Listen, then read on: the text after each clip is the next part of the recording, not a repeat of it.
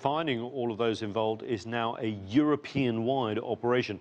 But hard questions are being asked about how both the Paris and Brussels attacks were hatched in one specific area, the Molenbeek district of the Belgian capital, Brussels. I spoke to Serge Stroobants from the Institute of Economics and Peace from there and asked him first why some young Muslims were at risk of turning to terrorism. Young people in those areas like Molenbeek have a feeling of frustration, emptiness, because they do not fit within the society they live in. For that, they also blame their own family that in their eyes did not succeed in their migration process, that live in, I would say, socio-economic deprived areas of a big city like Brussels. So this, I would say, this load full of frustration is creating an emptiness inside that recruiters are very easily filling with ideologic extremism. So your organisation says you're able to sort of measure peace, data-wise, that you can actually measure how peaceful a society is, whether de-radicalisation programmes are working. How do you go about doing that? And do you think now there's going to be a huge uptick in programmes like yours and the work you do since the Brussels attack, or is it going to go the other way and further alienate these communities from the rest of the country? Well, of course, the index we produce, like the Global Peace Index or the Global Terrorism Index, are in fact metrics that allow specialists really to go into the details of what is happening in our society. And I would say that the Positive Peace Index that we produce are showing 8 indicators, or at least 8 pillars of society in which you should invest to create more resilient and equitable societies. Some examples of those pillars are good governance, access to information, or equitable distribution of resources, just to cite only 3. So I suppose if you continue to invest in all 8 of those pillars, then of course the chance to alienate will be smaller, because the society would be more equitable and would represent more of the entire population. Serge, this sounds very expensive.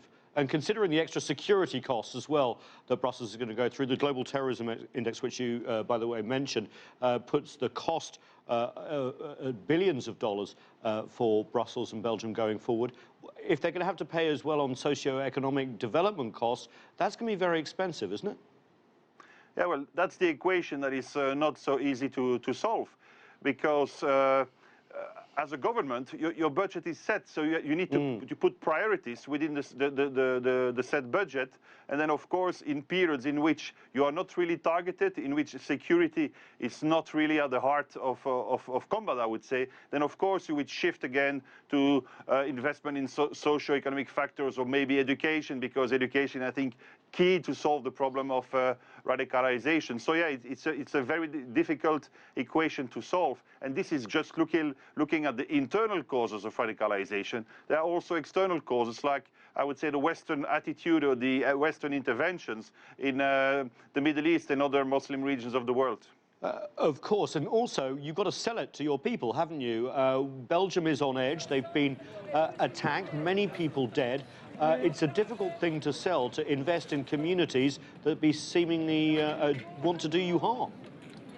I would even put this in a broader picture. I mean, since the attack against Charlie Hebdo in January last year, it's much more easier for our politicians to also sell some security measures to the public. I mean, we need to realize that if you live for now 15 months in Belgium is with military on the street at threat level 3 or 4. If you live for 4 months now, like in France, for example, in a state of emergency, that if it lasts for 4 months, it's really not an emergency anymore, then maybe you should realize that this is the new security reality in Europe and in our capitals. And instead of having this at level 3 or 4 of the threat level, you should see this as maybe a new basis of your security situation and start to increment from there about your threat levels.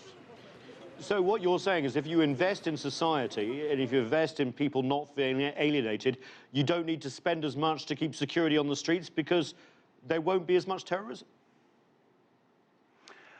Yes, in fact, that's what I'm saying. I mean, you need to have a holistic approach to your society. And of course, you need to invest in prevention. And to do so, you need to invest, I would say, in the first place, in education, supported by socio-economic measures. But of course, you cannot disregard the security aspect of your society. I would say, last week, Tuesday, we started the lessons identified process to be better prepared, to be, I would say, a better society facing the problem of radicalization and terrorism.